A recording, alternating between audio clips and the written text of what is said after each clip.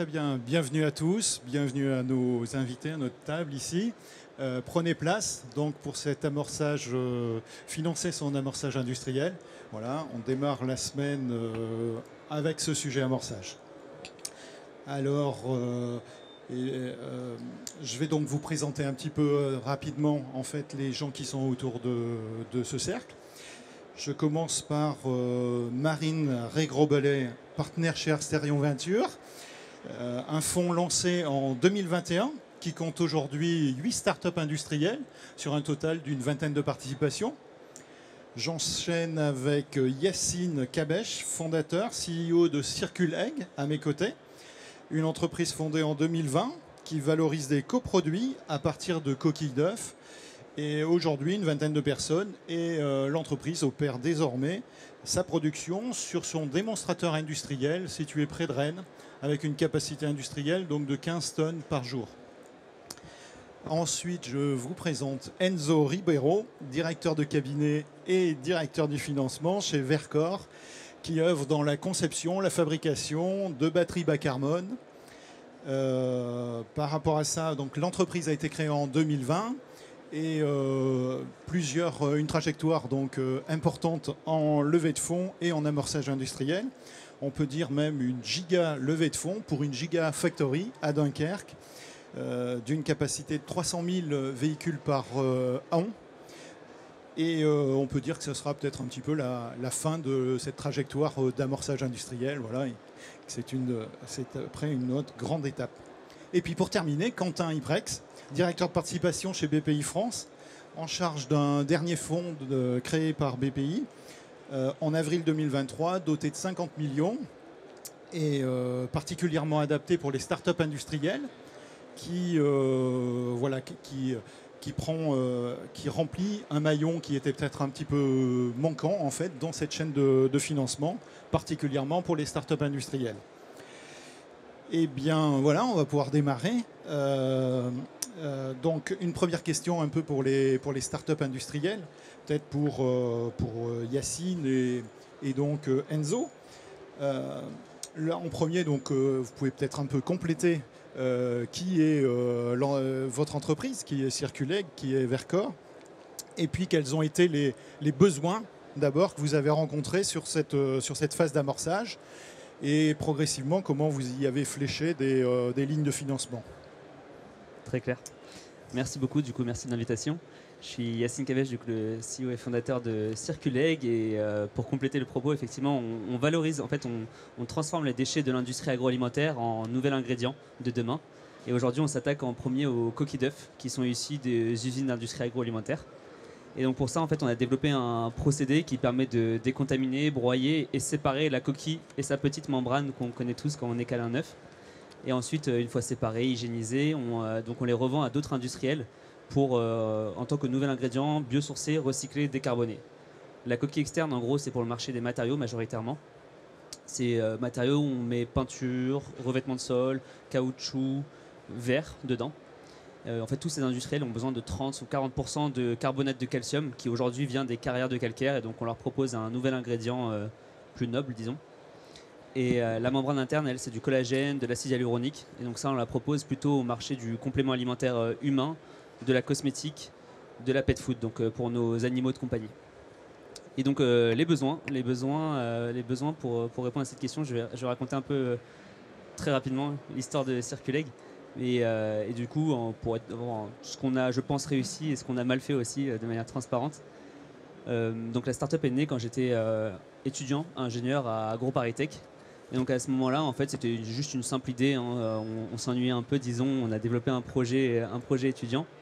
Et à ce moment-là, très rapidement, et ça je pense que c'est une des choses qu'on a bien faites, c'est qu'on s'est entouré. Donc le besoin premier, je pense, c'est s'entourer parce que le métier de l'industrie, je pense particulièrement, est très riche. Il y a vraiment plein d'expertise et donc il faut très vite s'entourer. Donc nous, on avait cette chance d'être nés dans un vivier intellectuel, disons, à AgroParisTech, où il y avait plusieurs enseignants-chercheurs, professeurs, etc., tous experts de notre domaine, que ce soit la filière avicole, mais aussi l'industrie, etc. Et nos alumni, donc c'est plutôt les anciens de notre école qui ont travaillé dans différentes industries. Donc on s'est entouré très rapidement pour essayer de valider ou invalider des hypothèses sur notre entreprise. Ensuite, on est parti voir nos clients. Ça, c'est la première chose qu'on a faite. C'est aller voir les clients. C'est toujours un peu touchy d'aller voir les clients. On n'a pas de produits. Ils n'ont pas l'habitude à ce qu'on y répond, enfin, qu'on leur propose pas de produits. En fait, on veut comprendre leurs besoins. Mais pour autant, voilà, on s'est vraiment attelé à ça. Et donc, on a échangé avec eux. On a validé et invalidé certains marchés. C'est certains marchés où on avait, je pouvais vous en passer, on met le carbonate de calcium, il y en a partout autour de nous, donc on peut vraiment les mettre dans n'importe quel type de produit. Donc on les a tous rencontrés. On a compris qui avait un besoin d'un produit comme le nôtre. Et très rapidement, donc on a resserré ça sur les différents marchés que je vous ai cités. Et ensuite, il a fallu développer le procédé. Et donc ça, on l'a fait au début en interne. Enfin, pour le cliché de l'entrepreneuriat, j'ai commencé dans mon garage. Et parce que en fait, pour raconter un peu, je pense que c'est un peu intéressant de savoir si Vercors vous avez eu la même chose, mais on a eu la vallée de la mort où on a eu du mal à trouver un endroit pour développer notre procédé. En fait, il y a deux stratégies, soit le faire en externe, mais ça coûte vite très cher. Il y a des sujets de pays aussi, de propriété intellectuelle. Mais surtout, ça coûtait très cher. Honnêtement, qu'on n'avait pas forcément l'investissement, enfin oui, l'investissement nécessaire. Et donc on l'a fait en interne et on a eu cette chance ensuite de trouver par hasard un petit site industriel à Clichy de 100 mètres carrés où là on a développé notre procédé. Ce procédé-là nous a permis, enfin plutôt ce site pilote nous a permis de commencer à envoyer des échantillons à nos clients, essayer de leur montrer le produit que ce soit la coquille ou la membrane. Et de là, ils nous disaient qu'ils étaient intéressés. On a à peu près envoyé à 160, pas à peu près d'ailleurs, 168 clients exactement, où tous, la plupart en tout cas, ont validé leur intérêt. Et généralement, à ce moment-là, ils signent ce qu'on appelle une LOI. Donc c'est une lettre d'intérêt où ils se disent, ok, très bien, si ton produit que tu m'envoies aujourd'hui, pour nos marchés, c'est quelques tonnes en gros. Si cet échantillon-là de quelques tonnes sera le même dans ta future usine, et là, pour le coup, je te prends 2000, 3000 tonnes. Et donc une fois qu'on a suffisamment de LOI, c'est à ce moment-là où on va rencontrer des fonds d'investissement, notamment Asterion qui est notre investisseur aujourd'hui majoritaire. Donc avec toutes les LOI, ensuite on fait notre levée de fonds. Et voilà. Voilà c'est comme ça que donc du coup besoin client, s'entourer, chercher le besoin client et ensuite faire le scaling. Et je dirais pour le futur, juste pour compléter mon propos sur Circuleg, aujourd'hui on a ouvert effectivement un démonstrateur industriel parce que en fait on ne connaît pas encore notre futur. On l'appelle d'ailleurs le démonstrateur industriel des coproduits. Parce que en fait aujourd'hui, comme j'ai pu dire dans mon pitch, on s'attelle à la coquille d'œuf, mais pour autant demain on va aller chercher d'autres coproduits. Il y a encore trop de coproduits qui sont peu exploités ou pas exploités. Et donc voilà, c'est le démonstrateur industriel des coproduits. Et demain, on a deux déploiements industriels. Soit venir à la sortie, enfin faire une giga-usine, on l'appelle comme ça. Ce sera probablement un peu plus petit que la vôtre, mais en tout cas une giga-usine, c'est comme ça qu'on l'appelle. Ou alors faire des petits modules on-site directement à la sortie des casseries.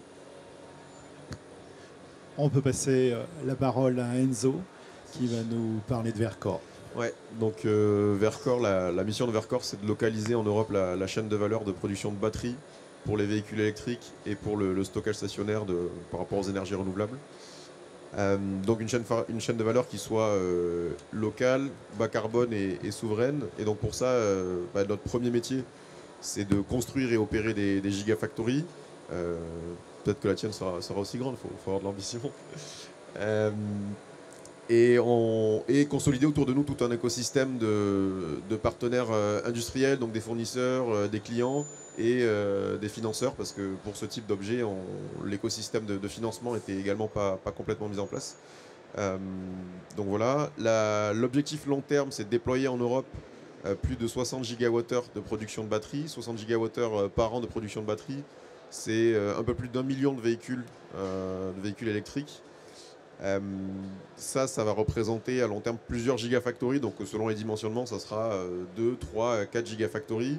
Mais si on fait un peu de rétro-planning, il y a une première étape qui est absolument nécessaire, c'est la première gigafactory. Donc c'est celle qu'on est en train de construire actuellement et pour laquelle on vient de lever plus de 2 milliards d'euros. Et une gigafactory, on ne passe pas de l'idée à cette usine. Il y a encore une étape intermédiaire qui est primordiale, c'est l'usine pilote. L'usine pilote qu'on appelle le Vercors Innovation Center qui est à Grenoble et pour lequel on a levé plus de 300 millions d'euros. Et avant cette usine pilote, on a lancé une étude de faisabilité qui consistait en effet à s'entourer.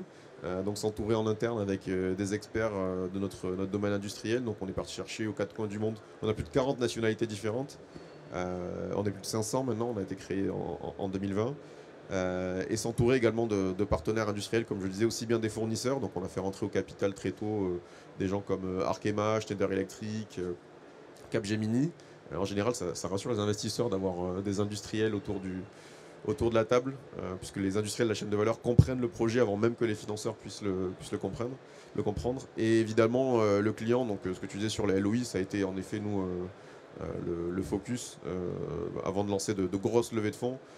Ça a été de constituer une team d'experts et sécuriser un partenariat avec un premier client. Et nous, c'était Renault. On a signé le premier, alors nous c'était un MOU, c'est à peu près la même chose, en juillet 2021, qui nous a permis de lancer le financement du Vercors Innovation Center. Et pour revenir sur ton point sur la vallée de la mort, nous c'était pas forcément de trouver le site, mais c'était vraiment de pouvoir le financer. Et ça c'est une thématique, je pense, qui se retrouve dans pas mal de startups industrielles. C'est le financement de l'usine pilote. Parce que pour développer notre technologie et dérisquer la technologie, il faut pouvoir mettre en place cette première ligne pilote. Et tant qu'elle n'est pas là, on ne peut pas tester notre process. Et tant que la technologie n'est pas éprouvée, que le process n'est pas éprouvé, les clients ne vont pas passer de contrats commerciaux. Donc on se retrouve à un moment où on est en risque ouvert sur la technologie, on est en risque ouvert sur les contrats commerciaux. Si on a bien travaillé, on a une bonne équipe. Mais avec tous ces risques, on a quand même des dizaines, voire dans notre cas des centaines de millions d'euros à financer.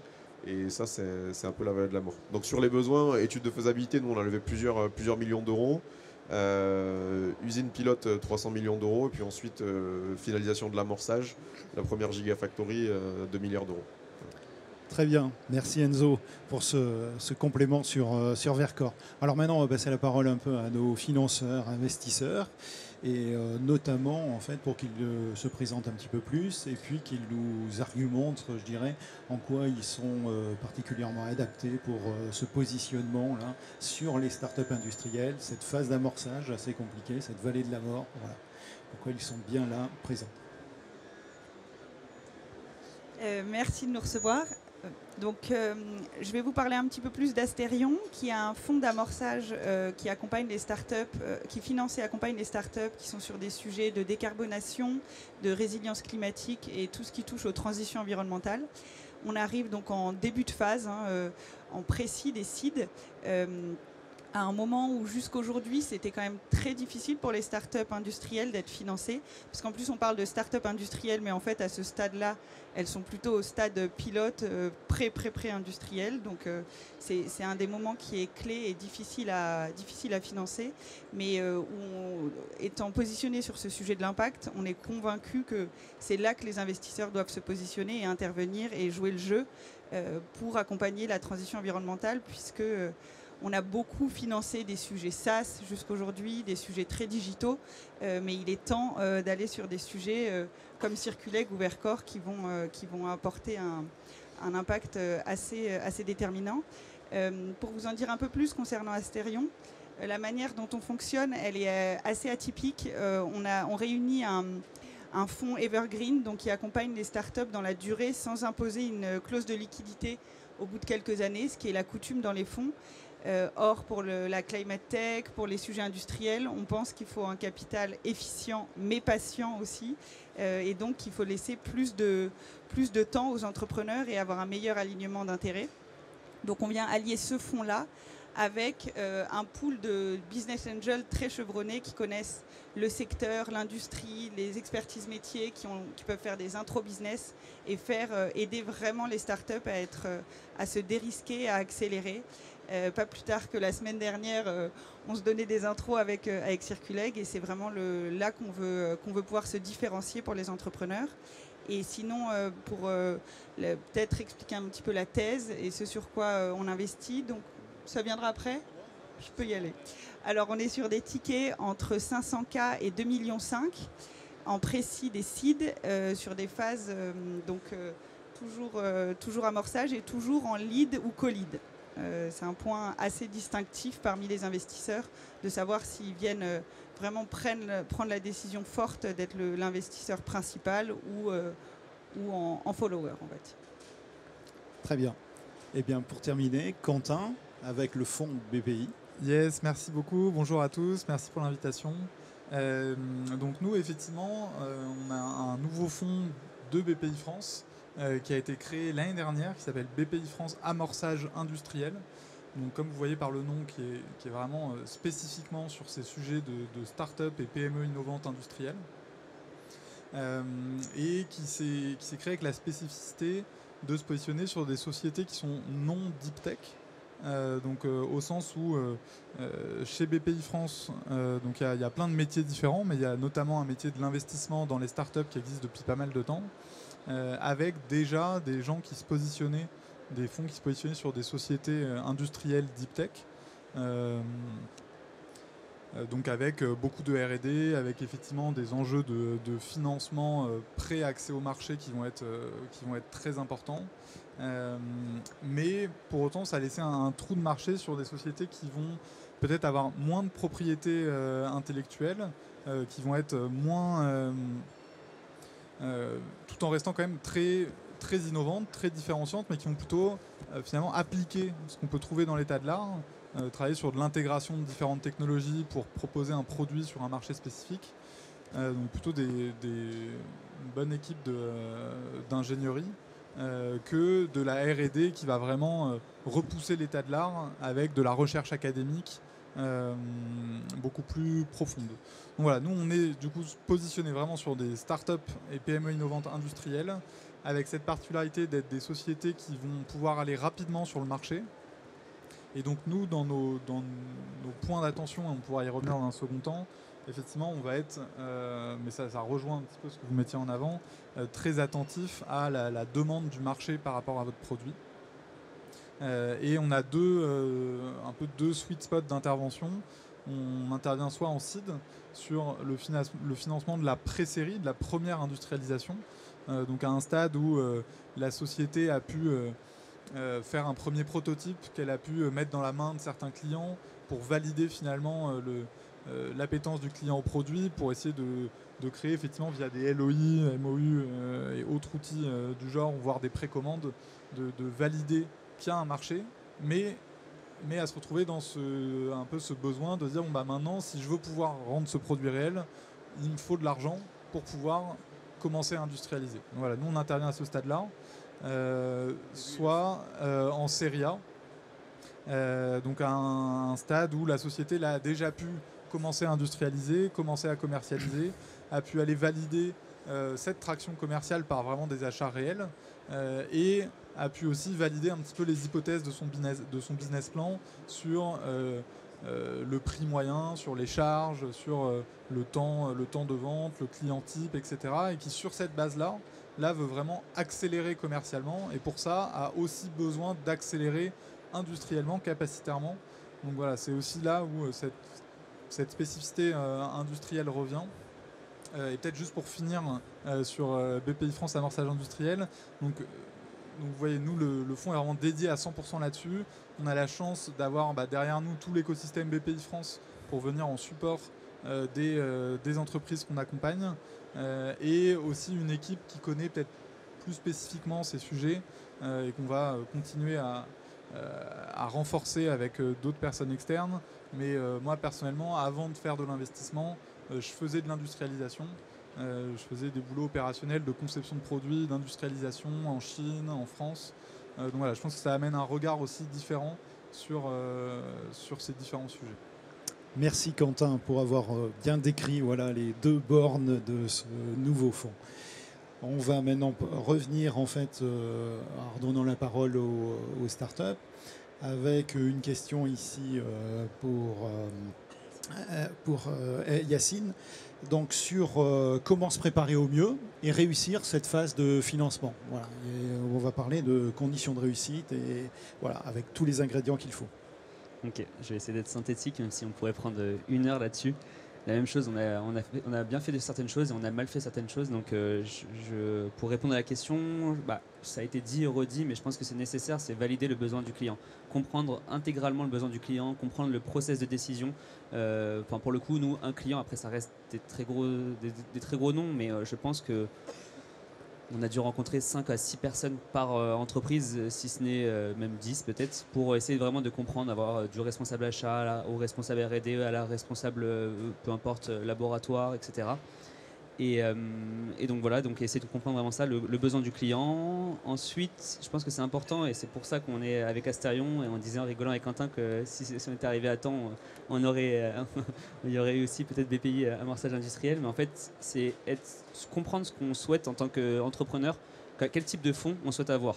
Ça paraît très bullshit, etc. Mais c'est hyper important parce qu'en fait, selon la thèse des fonds d'investissement, et vous y viendrez, mais certains fonds d'investissement ont tendance à essayer de pousser à aller de levée en levée en levée et ne sont pas forcément en evergreen, comme disait Marine, c'est-à-dire en fait de ne pas être pressé de sortir de l'entreprise. Et donc ça, c'était quelque chose qu'on y tenait énormément chez Circuleg, c'était voilà, être sûr que on va mettre les moyens de notre ambition et on va avoir une plus grosse giga-usine que Vercor.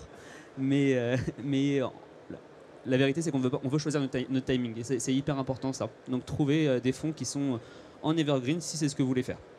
Troisième, ce que je voulais dire, c'était partager les risques du projet. Il y en a toujours. Hein. Il y a, comme d'habitude, en fait, au début, il faut aussi faire une sorte de parade nuptiale avec le fonds d'investissement. Et ensuite, dès qu'on rentre dans le deep, par contre, essayer d'expliquer, montrer les risques, montrer que les risques sont maîtrisés, par contre, mais qu'il y a des risques. Et donc, c'est essayer d'avoir cette transparence. Le point que j'avais aussi mis en avant, c'était bien intégrer qu'on a cette chance. Il y a une vague en ce moment qui est lancée par la BPI, l'ADEME, différents acteurs de financement public, de réindustrialisation de la France. Donc il y a beaucoup de subventions, notamment de subventions, d'aides de l'État en tout cas, qui sont là pour vous aider. Et donc bien intégrer aussi tout ça dans votre équation économique. Essayez de bien saisir chaque levier que vous pourriez avoir avec la levée de fonds. Et enfin, j'ai écrit aussi bien recruter. Je pense que c'est hyper important, c'est le nerf de la guerre dans les thèses d'investissement probablement des fonds. En tout cas, dans une startup, c'est je pense 400% de ma charge mentale aujourd'hui, c'est le recrutement et faire en sorte que l'équipe cartonne jour le jour. Et donc ça, et notamment penser à l'équipe de demain aussi. En fait, on recrute, mais très rapidement, en fait, on pour un besoin spécifique forcément. Par contre, 6 mois après, le besoin a changé. Et donc, du coup, il faut être capable de trouver la personne qui soit malléable. En interne, nous, on dit qu'elle ait cette culture d'apprentissage ou alors qu'elle est coachable pour essayer d'aller apprendre derrière si elle n'a pas déjà les compétences de demain. Bien, merci Yacine. Alors, on va croiser un petit peu le regard avec Marine, le regard d'un financeur-investisseur.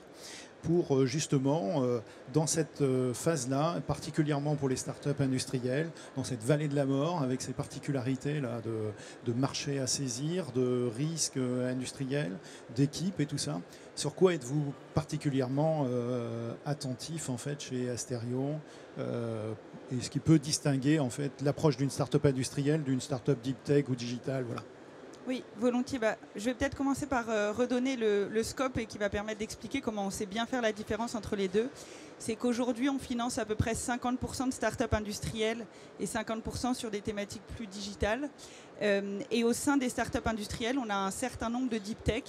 Les startups industrielles, ça fait 8 à 10 startups sur la vingtaine qu'on a déjà financées en 3 ans. Donc ça donne un scope assez large. Sur les points de vigilance, je les ai notés parce que je ne voulais pas en oublier. Le premier, c'est effectivement, on va vraiment chercher des innovations de rupture, on veut des produits disruptifs qui vont permettre d'aller changer de manière assez forte un marché. On ne veut pas quelque chose d'incrémental. Je prends un exemple, on a financé Kylie qui produit des rafraîchisseurs d'air bas carbone.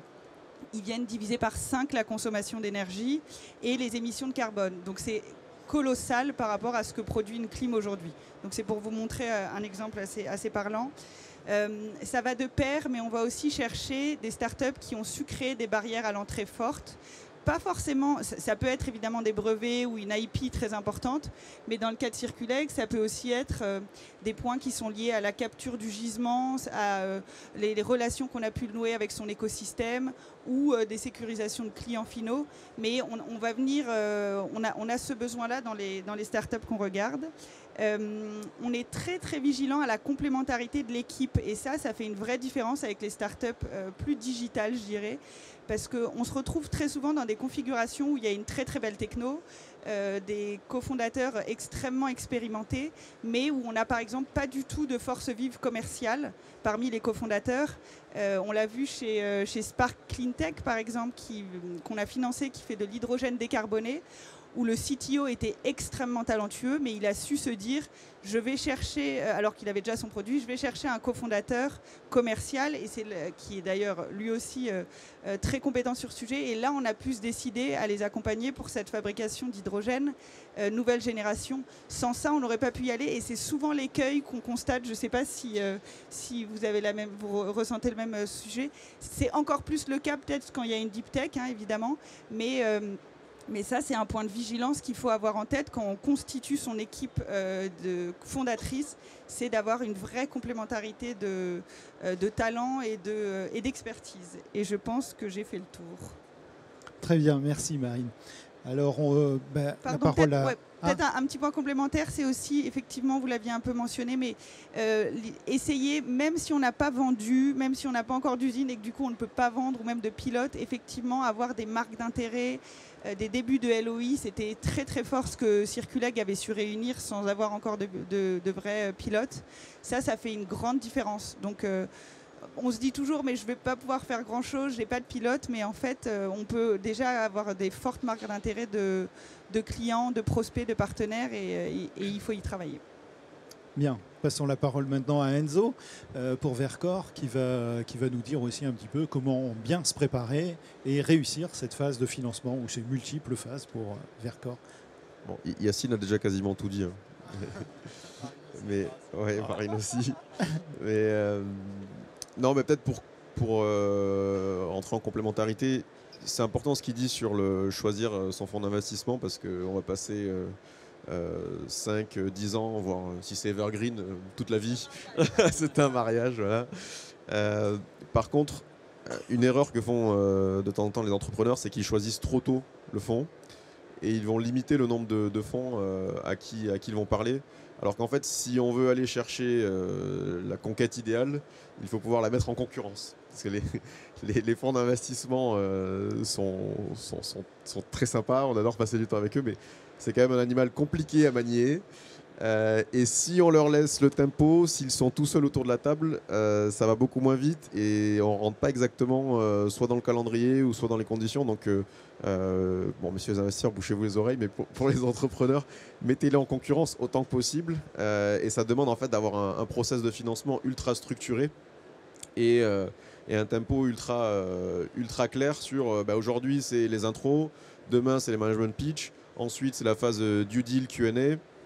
Et puis à partir de telle date, il nous faut cette term sheet sur la table. Et à partir de ce moment-là, on rentre en négociation finale avec un ou deux fonds maximum. Mais au début, il faut pouvoir en embarquer des dizaines, voire même des centaines. La dernière levée de fonds, on a contacté plus de 300 fonds. Donc voilà, ça c'est sur le process. Ça transparaît dans ce qu'on dit là, mais on parle de temps en temps des subventions, qui est très important au début. Mais il ne faut pas se tromper de cheval de bataille. Les subventions, c'est à travailler, mais en parallèle, et je pense en seconde priorité par rapport aux fonds propres. Plein d'entrepreneurs sont souvent tentés par l'aspect non dilutif de la dette, des subventions. Très bien, mais dans tous les cas, tout ça est conditionné à un certain niveau de fonds propres et aussi à la qualité de l'actionnariat. Donc d'abord, se focaliser sur les fonds propres. Et ensuite, en termes de stade de développement, ce n'est pas du tout la même philosophie de tour. Nous, on l'a vu sur les premiers tours et même sur d'autres projets que j'avais accompagnés avant. Les premiers tours, c'est beaucoup sur, on en a parlé, la qualité de l'équipe et avoir des premières preuves de dérisking commercial, donc les fameux LOI, MOU, et puis idéalement une entrée au capital d'industriel.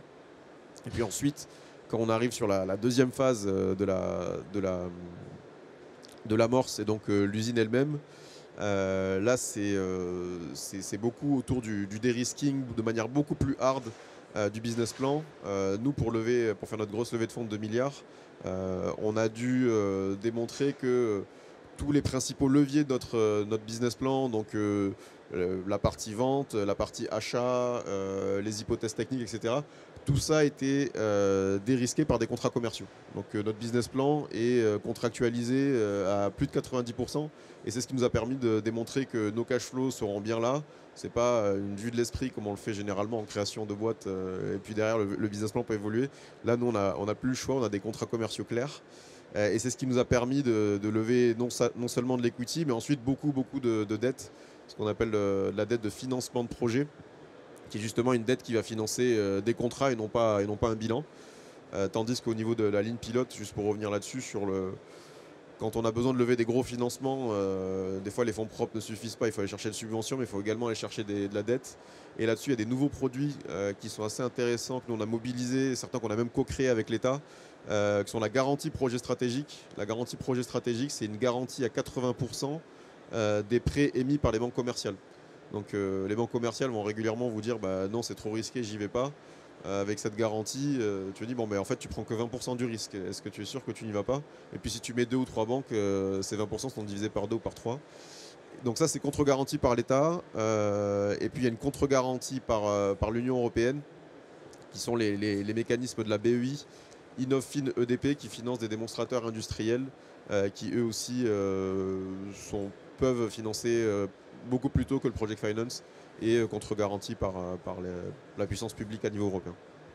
Très bien, merci Enzo. Et donc Quentin, peut-être justement pour les startups industrielles, tu en as parlé un petit peu auparavant, mais sur quoi le fonds est-il le plus à l'écoute, attentif en fait, voilà. Yes, sachant que nous, donc en plus, on fait aussi, comme je disais, des startups qui font de l'innovation incrémentale. Donc nous, on ne va pas forcément se baser sur une tech très forte ou des choses comme ça. Donc ça amène aussi une autre façon de voir les choses. Bon, il y a plein de choses qui ont été dites, qui sont très vraies. Peut-être pour prendre un peu de recul, moi je pense que il y a un critère quand même qu'il faut garder en tête en permanence, c'est la cohérence. Ça arrive trop souvent d'avoir... en fait, voilà, faut se dire que tous les projets, toutes les startups sont très différents les uns les autres, ont des contextes différents, des environnements différents, etc. On entend plein de choses dans la presse, on entend un copain qui fait ça, un pote qui fait ça, à tel valo, à tel machin, etc. Super, grand bien leur en face. Mais tout projet est assez différent. Et donc je pense que un des premiers points importants, c'est savoir ce que vous avez envie de faire, savoir vraiment sur quel marché vous êtes. Si vous êtes sur un tout petit marché, si vous êtes sur un énorme marché, si vous êtes sur un marché qui bouge très vite, si vous êtes sur un marché qui n'a pas bougé depuis 200 ans, tout ça est très différent et donc c'est pas la même façon d'aborder les choses. L'équipe va être différente aussi. Et voilà, il n'y a pas de bonne ou de mauvaise trajectoire. On ne veut pas juste des licornes qui veulent vendre des milliards, etc. Et ça, c'est super et c'est top qu'on en ait dans l'écosystème et c'est important. Mais à côté de ça, on peut être très fier de monter une belle PME. On peut ne pas avoir besoin de lever des fonds pour ça aussi. Donc voilà, il ne faut pas aller se mettre dans une espèce de case de il faut lever des fonds de temps, il faut aller raconter telle histoire, même si j'y crois pas complètement, parce que de toute façon ça se voit. Enfin, en fait, moi il y a certains decks, je les lis, je sais déjà sans avoir échangé avec la personne que tout est pas clair, que la personne n'y croit pas vraiment. Donc voilà, ça je pense que c'est vraiment important et effectivement ça se lit dans les équipes, même sur des sujets qui sont non incrémentaux. On peut avoir ceux qui sont de l'innovation incrémentale sur lequel on n'a pas besoin d'un chercheur émérite en tel sujet. On peut avoir le biais d'avoir une équipe qui est vraiment que technique, qui a fait un super beau produit et qui se dit mais comme mon produit il est super, bah forcément ça va se vendre. Alors c'est un des sujets effectivement, mais c'est pas le seul sujet. Donc je rejoins à 200% ce côté connaissance commerciale et connaissance fine de son marché. Il y a un énorme gap entre j'ai lu une étude McKinsey qui dit que mon marché il fait 1 milliard en 2030 et je pense que 10 ça peut être même plus j'ai rencontré chez mes différents partenaires amont, aval 10, 20 personnes qui fait que en fait, je connais exactement leurs besoins et pourquoi ils dorment pas la nuit, quoi. Et la seule façon de mettre sur le produit un nouveau marché avec tous les risques que ça implique, autant pour votre client que pour votre financeur, que pour votre fournisseur. Il faut se dire que tous ces gens-là, ils prennent des risques aussi. Un fournisseur qui décide de bosser avec vous pour son industrialisation, c'est quelqu'un qui se met à risque. Il va faire bosser des gens, peut-être que votre produit, il n'en fera pas des millions au final. Donc voilà, tout est à risque. Et donc pour que un produit fonctionne et prenne malgré tous ces risques, il faut, et je rejoins le point de Marine, il faut qu'il y ait une valeur ajoutée suffisamment forte, il faut qu'il y ait un intérêt suffisamment criant pour que votre client se dise ok, j'accepte de prendre ce risque d'être le premier client de ce produit avec je ne sais pas qui et le produit peut-être qui va pas marcher, parce que si j'arrive pas à régler ce problème, c'est vraiment très fort, quoi. Merci. Merci. On va passer à un dernier tour un peu de conclusion et je vais demander à nos invités ici on a vu en fait que parler avec les fonds, il faut les choisir, a dit Yacine. Il faut les leader, les mener en fait, ou les timer, a dit Enzo. On a vu un petit peu ça, que voilà, les fonds peuvent être des fois un peu pris comme des... Je ne me rappelle plus de l'expression d'Enzo, en fait. Mais... donc voilà, pour démystifier un peu cette relation qu'il y a entre les fonds et les startups, si vous avez une petite anecdote, on va dire, d'alignement, de fit sur les valeurs, parce que je crois que voilà, on a parlé d'humain aussi, de rencontres humaines, et c'est important. Donc voilà, ce petit vécu que vous pouvez nous dire en tour, et puis un conseil aux startups après qui sont là pour bien réussir tout ça. Ok ? Alors, qui veut commencer ? Ouais, voilà, par exemple, Yacine. On a gardé ce sens, je le conserve. Du coup, comment ? Ah oui, après... Bah, tiens. Du coup, pardon, ouais, un conseil. Bon, non, je commence par la fin. Un conseil, oui, un conseil. Du coup, c'est encore une fois se répéter. Je l'ai dit, c'est s'entourer en externe avec des mentors. On appelle ça des mentors, et c'est pas forcément rémunéré. Hein, ça peut être aussi juste des personnes bienveillantes qui, après, ensuite, beaucoup de nos mentors ont commencé juste par bienveillance et maintenant sont à bord sous format de conseil, etc. Mais en tout cas, qui suivent le projet. Et donc pour ça, il faut faire vraiment un listing de toutes les compétences qui sont nécessaires dans votre entreprise. Et donc c'est s'entourer en externe et en interne aussi, je le mentionnais, l'équipe, 200% de la charge mentale et 200% de la fierté de tout entrepreneur, de toute personne qui rejoint un projet, c'est l'équipe. Donc complètement, donc s'entourer pour le conseil. Et la dernière question, pardon, c'était ce qui a pu nous arriver pour démystifier ça. J'ai deux exemples, du coup c'est avec Asterion et avec Mouvement et Finance, mais je vais faire très rapide, promis. Le premier, donc c'est Asterion, en fait, quand on avait fait la levée de fonds, à la fin, on n'était plus forcément sûr de partir avec Asterion parce que du coup, il y avait d'autres personnes avec qui on était en cours de discussion. Et ce qui nous a rassurés, donc au final, on a dit bon bah voilà, on y va. C'est notamment le fait qu'on avait appris énormément pendant le fond. En fait, on avait échangé avec beaucoup des mentors d'Asterion qui sont à bord, et on s'est dit ok, on a vu la puissance du réseau. Je suis en train de faire la pub et c'est gratuit, mais c'est la réalité. C'est vraiment le fait qu'en fait il y avait beaucoup de mentors qui sont venus challenger nos projets. On a discuté, on a beaucoup appris. On s'est dit alors en fait demain, ce sera encore mieux quand ils seront à bord, ces personnes-là. Donc voilà. Et la deuxième truc, c'était aussi pour le Mouvement et Finance. En fait, ce qui s'est passé, c'est donc je suis pas très fan des levées sur levées, ou en tout cas, je questionne la finalité de la chose parfois. Mais donc du coup, et Jean-Philippe Guichard, donc qui est le président de Manutan, qui donc c'est une family office, avait dit moi la meilleure finalité, c'est quand l'entrepreneur rachète les parts que je lui ai achetées du coup. Et là, ça s'est concrétisé avec une entreprise. Je ne sais pas si j'ai le droit de le communiquer, mais pour autant, voilà. Donc on est vraiment aligné sur la partie Evergreen. Merci Yacine. Qui veut prendre la suite, par exemple, voilà. On fait assez bref, s'il vous plaît. Ouais, je vais essayer de pas tout dire, promis. D'ailleurs, je vais te contredire, Enzo. Alors non, conseil pour voilà. Non, pour rejoindre ce que tu disais, j'allais dire conseil. Tu disais voir un maximum de fonds, oui, mais juste un point de vigilance quand on est sur les thématiques industrielles, hardware. Il y a encore beaucoup de fonds qui n'en font pas du tout et qui prétendent... Enfin voilà, juste, c'est très chronophage une levée de fonds, c'est fatigant, c'est usant émotionnellement pour les entrepreneurs. Donc, voyez un certain nombre de fonds, c'est important, vraiment. Même s'il y en a un qui a l'air très motivé dès le début, il faut en voir plusieurs. Mais regardez les investissements des 12-24 derniers mois et si vraiment il y en a qui rentreraient un peu dans ce que vous avez fait. Parce qu'il peut y avoir un monde entre dire qu'on fait de l'impact, par exemple, mais pas du tout aller sur des sujets industriels réels. Là, il y a un shift qui est en train de s'opérer, mais il n'est pas encore tout à fait abouti. Et peut-être sur une anecdote, beaucoup de fonds passent par une phase où il y a certains, et surtout beaucoup de startups, à un moment où un des cofondateurs quitte l'aventure. Il a fait une première grosse phase et il ne se sent plus être la bonne personne pour la suite. C'est souvent un très gros moment de friction avec les fonds parce qu'il y a d'énormes enjeux capitalistiques derrière et autres.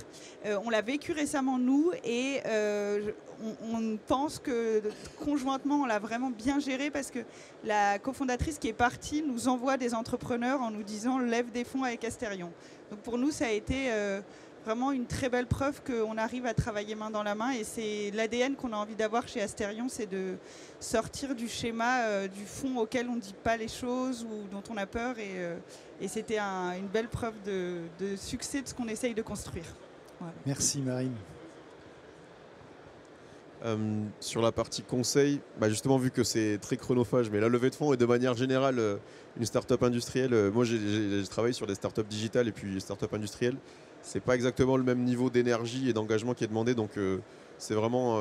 et puis par ailleurs c'est ultra galvanisant parce qu'on est sur des projets, c'est pas donné à tout le monde de se lever tous les matins, de se dire je suis en train de créer de l'emploi, je suis en train d'accélérer la transition énergétique parce que l'industrie en France aujourd'hui elle sera verte ou ne sera pas. Souvent je crée des produits qui participent à la souveraineté de la France, donc c'est ultra galvanisant, mais il faut sentir cette flamme intérieure parce que ça demande beaucoup d'énergie de driver toutes ces équipes, de faire ces levées de fonds compliquées, et une fois qu'on a fait la levée de fonds c'est que le début parce qu'ensuite il faut gérer des chantiers très compliqués, calibrer au jour le jour des problèmes sur les machines, donc faites de l'entrepreneuriat dans l'industrie. C'est ultra galvanisant, mais faites-le avec le cœur parce que en termes de nombre d'heures, ce sera pas quelque chose de rentable. Mais par contre, c'est une vraie source d'accomplissement. Et sur l'anecdote d'alignement, nous on a eu une situation rigolote. C'est le moment de la finalisation de notre levée de fonds. On avait fini de négocier la valo, la taille du tour, etc. Et les fonds viennent nous voir, disent bon maintenant. On sait que vous attendez ce moment parlant du management package. Donc le management package, c'est le moment où on parle salaire du management et puis surtout les actions gratuites, les BSPCE, etc. Et il dit, voilà, on vous propose tant par personne, on prend le top management, etc. On dit, non, nous on n'est pas d'accord. En fait, il faut des actions pour toute la boîte. Ils disent, toute la boîte, mais vous serez 1200 dans 2 ans, vous voulez vraiment donner des actions à toute la boîte? Je dis, oui, jusqu'à l'opérateur. On veut que tout le monde ait des actions et que tout le monde soit actionnaire de la société. Et ils nous disent, vous êtes au courant, du coup vous allez devoir diviser par 2 ou 3 le nombre d'actions que vous aurez dans le management. On leur a dit oui, mais vous êtes au courant que vous aussi vous allez devoir émettre 2 ou 3 fois plus d'actions et vous diluer un peu plus. On dit bon d'accord, si vous faites l'effort, on va faire l'effort aussi. Et en fait on a émis beaucoup plus de stock options et de BSPCE qui étaient nécessaires, qui étaient prévus initialement. Et Vercor aujourd'hui c'est pas un secret, mais c'est une société qui est valorisée en milliards d'euros. Il y a plus de 10% de ce chiffre que je ne donnerai pas, mais qui est en milliards d'euros, qui est détenu par les salariés. Et en fait on s'attendait à ce que ce soit un vrai bras de fer. Il y a eu une discussion un peu rigolote comme je voulais mimer là, mais ensuite très rapidement les fonds ont accepté de partager complètement la valeur de l'opérateur jusqu'à l'actionnaire. Très bien, merci Enzo. Quentin, pour terminer. Que dire? Je sais pas, beaucoup de choses ont déjà été dites. Moi, je reste sur ce côté où il faut avoir en tête que c'est effectivement une rencontre. Et je disais, toutes les startups sont différentes, mais tous les fonds sont assez différents aussi les uns des autres. Chacun a sa thèse, chacun a ses croyances. Et donc, chacun voit des projets de façon différente. Donc, voilà, parfois, ça peut être compliqué de trouver le fonds avec lequel ça résonne, avec lequel il y a cette osmose qui se crée. Mais je pense que c'est ça qu'il faut réussir à faire dans une levée de fonds. Et parfois, on ne trouve pas tout de suite, notamment sur ces sujets industriels qui sont plus récents, sur lesquels il y a effectivement encore certains fonds qui se bloquent tout de suite là-dessus. Moi, je pense qu'il faut retenir de très positif, c'est quand même que l'écosystème avance beaucoup en ce moment. L'année dernière, là, il y a eu... je crois 235 levées de fonds de start-up industrielles. Il y a eu plus d'une centaine d'inaugurations de nouvelles usines par des start-up, PME, ETI. Donc voilà, les choses bougent. C'est pas toujours évident de trouver le bon interlocuteur qui va bien raisonner avec vous et trouver cette osmose complète sur le projet, mais c'est ça qu'il faut réussir à trouver. C'est ça que j'ai l'impression que vous décrivez aussi côté start-up qui fait la force de ce partenariat que vous avez créé. Et Et voilà, certaines fois ça arrive et c'est très beau et c'est ça qu'il faut réussir à faire, quoi. Très bien. Merci Quentin pour terminer ce tour. On n'a pas trop le temps de prendre quelques questions, mais si vous avez des sujets d'intérêt, voilà, vous pouvez rencontrer nos invités. On va les remercier chaleureusement, en fait, voilà, d'être là, les applaudir. On vous remercie, vous aussi, tous, voilà. Vous tous, peut-être, qui nous regarderez en replay plus tard. Merci à vous et bonne semaine de l'industrie. Voilà. Bonne semaine au CSI.